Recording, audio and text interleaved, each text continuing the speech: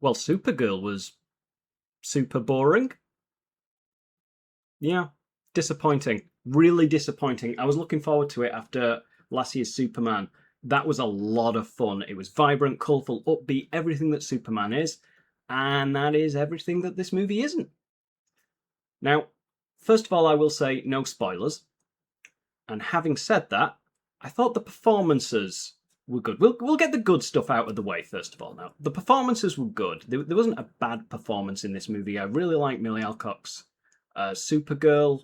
She is good, and I hope to see her in future things and see her done better. I feel this was a problem of execution rather than the core concept. The other thing I like is the action scenes can be decent. They don't go amazing, but they are decent. And another thing I like is how they frame Supergirl's state of mind.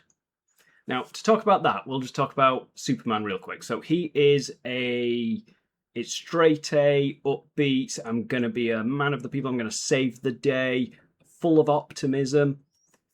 And, well, that's a line in the trailer, I think. Like, Clark is full of optimism. Kara is.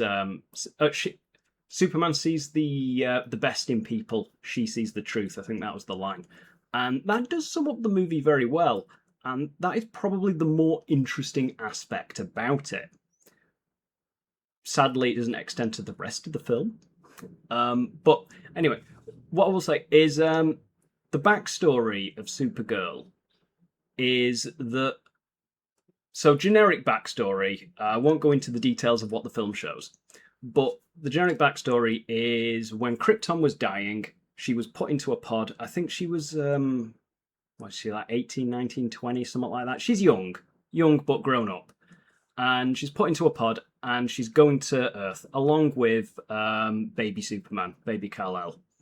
Superman makes it there. He's raised by the Kents, becomes Superman. All of that grows up on Earth, and that's why he fits in there. He believes that's his home because that's where he grew up.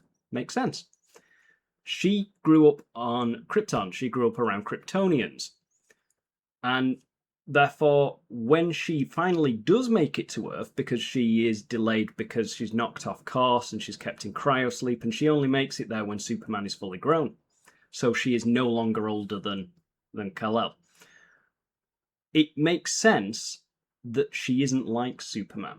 Which in other versions, like the CW Supergirl show, she is basically a carbon copy of Superman. She, she's optimistic, she sees the best in people, and all of that stuff. And that's fine for that show. I like that show for what it is. But this one, it does something a little different. I don't know whether the comics are like it, but she has a bit more of an edge to it. She basically spends the movie, or at least the start of it, planet hopping, and she's basically on a universal pub crawl. And I kind of like that because she's not a bad person, but she pretends that she doesn't care, and she just wants to basically drown her sorrows because she feels like she's got no people. She doesn't. She feels like she doesn't have a home, doesn't fit in anywhere. All she's got is her dog, which is Crypto's super dog. By the way, we'll get into a bit more, but we don't see that much of him in this movie. But yeah, she doesn't fit in anywhere, and throughout the film, Kal-El, Superman, is trying to reach her through video calls and basically get her to come home, and he doesn't understand the way she feels, but it makes so much sense, and it might have been done a million times in the comics, I don't know, but I've not seen that been done before. It's always been the straight A Supergirl is basically just another version of Superman in every version I've seen. And apart from the Flash movie, but that has a big caveat because it's supposed to be wildly different for obvious reasons if you've seen that movie. But in this one, she has that edge to her, and that makes it more interesting. And that was such a good setup and a good starting point for this movie. Unfortunately, a basic overview of the story, and it is a very generic story, which isn't really the problem. But the basic story is while she's pub crawling, there's this little girl.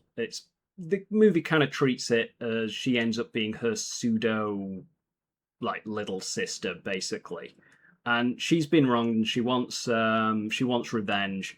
and her interests happen to align at some point in a very forced way. Like the reason why Supergirl's interests like align with this girl's and she helps her out, it's just so forced, and it kind of kicks you in the teeth because I was looking forward to seeing a lot of Crypto in this movie because he was a big part of why Superman was so much fun. Like, he was a huge part of the marketing. Everyone loved him. And I wanted to see more of him in this movie, especially considering that Clark was only dog sitting in that movie. The dog actually belongs to Supergirl. But something happens, and the reason why like Crypto isn't in the film for like 90% of the movie, that is in the beginning and is in the end, that's pretty much it, is because something happens and she needs to then find the exact same people that this little girl is looking for in order to resolve the situation with Crypto. It's incredibly forced. I didn't like it. It's a forced reason to remove something that could have been fun. That I didn't like. I understand not wanting to make the exact same movie, but I think you could just have Supergirl and Crypto doing whatever on other planets and still have it be fun, because you're not doing the rest of what Superman did. You're not doing the Lex Luthor. You're not doing the the war-torn countries. You're not doing any of that story. You're doing your own thing. You're just having the character in. So I don't see why they had to write Crypto. I forgot his name then. Crypto the Superdog out of it, but they did. So that's one thing I didn't like. The other thing was the pseudo little sister. God, I think it was a directing issue. Just writing, her character was so dull. Like, I think I'm going to forget she even happened very, very quickly. And another thing is, remember when the DC Extended Universe was falling apart and they were talking about the reboots and all that? A lot of people were saying that Jason Momoa would be a perfect fit for Lobo, the bounty hunter biker dude. Did I just say dude? I don't normally say dude. That's weird. Anyway, but they listened, and they listened to that fan cast, and lo and behold, we have Jason Momoa as Lobo. He's a great fit, I will say, and it's another case of I can't wait to see him in something else that isn't this movie. Because the scenes that he has in this movie range from to that was all right. And I feel like there's just so much more fun that could be had. I remember watching a animated Superman movie, I think it was called Man of Tomorrow, that had a big Lobo presence in it. And that is the Lobo that I wanted him to be in this. And you get snippets of that, but really not that much. So I thought they underutilized his character to the point where, did he really need to be in the movie? It probably would have landed the same without him. So, that was a shame. And the other thing is, I can't remember what the villain was called. All I remember is that he's kind of like another biker type person, but almost with Viking elements as well to the bad guys in this. The main villain is just the most boring villain I've ever seen, or at least one of them. Like, his first line was, and I suppose it was a red flag, was like, "Is that pie?" Just sits at this table and just goes, "Is that pie?" And then he starts eating it. And food can be a powerful tool for acting sometimes. But here it didn't work. And then, like, when he goes to Supergirl's ship at one point, he just starts eating cereal randomly, and I think he was drinking milk at one point. I don't know what it was with the food and the drink, but it didn't work. He was a very dull villain. Now, so they're the main issues I had, and these contribute to the next thing, which is the pacing of the movie. It felt like it was 5 hours long. I think it was about 2 hours, something like that. The usual like superhero like summer release movie length, but it felt really long. And there's a part, I think, early on-ish when the Supergirl and her like pseudo little sister, I can't remember the name. I really can't remember her name already, and I've only just seen the bloody thing. They're on this like space shuttle bus, public transport thing, and they get attacked by space pirates that want to like take valuables. They want to rob. Why would I say take valuables? They want to rob the place. They want to rob their belongings and all that. I'm speaking in weird ways today. But yeah, these space pirates want to rob this. These space pirates have nothing to do with the main plot. In fact, this entire section could be cut from the movie and we could just move on. And it's not really that good of a section. I think it's just an excuse to like have Supergirl like get her powers because like here's the thing. The movie goes a good chunk of time where Kara doesn't have her powers because she's not exposed to the yellow sun.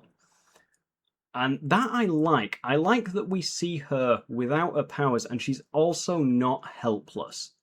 I think that's key. So that is something that they do well. But these space pirates attack and she basically, and I'm going to contradict myself a little bit on the helpless part, she does stand her ground, but she needs her powers to actually, get a one up on them there. And yeah, the sun comes around and she gets the powers. That entire scene, I feel like they could have made it a bit more story centric. That's my critique with that one. Another way I think before I wrap up is this movie feels a lot like Guardians of the Galaxy if you subtract the chemistry, the energy, and almost all of the fun from it. But it's that same kind of like planet hopping style. I feel like they looked at Guardians, which is funny because like James Gunn made Superman, James Gunn made Guardians. I got a lot of like Peter Quill vibes from Supergirl. Like she's wearing a long coat, she's acting like she doesn't care. She goes on that story arc and then realizes that she does care, or at least lifts the mask at any rate. But yeah, I don't know how like who I could recommend this to. I don't know who would like really like get much out of it. Like maybe if you just want some like I don't know, you just want to watch a Kryptonian punch things, you get that in this. There are some jokes, bad jokes.